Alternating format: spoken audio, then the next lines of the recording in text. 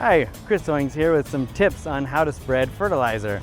So a few things you need to look at in order to get the correct amount down on your lawn. First thing we want to do is check your spreader. One, is it set right? Today we're applying Green. On the Scott spreader, you want to make sure your dial's set at a 10.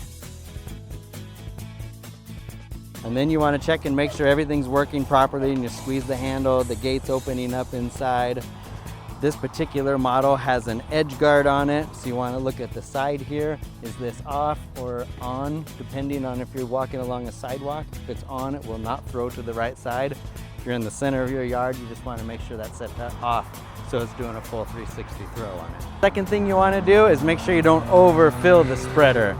Green especially is heavy and dense. So when you're filling it, just do about half of your spreader at a time.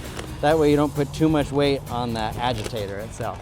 So it's important to remember that this spreader is throwing it out there. So as you're doing your passes, you want to skip a lawnmower's length in between.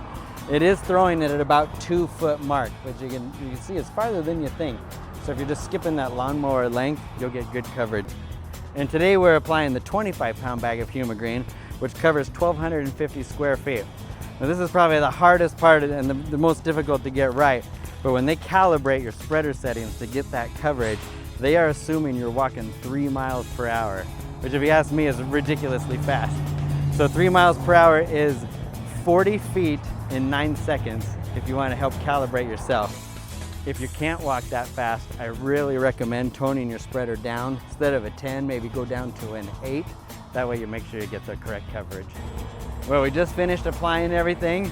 So it's important to know the main difference between going all natural versus a chemical, synthetic type fertilizer is it won't activate till water's hit it, but it also won't burn waiting for the water to come. So it's a little bit of peace of mind there too, but I do recommend watering in just so it kicks it into gear.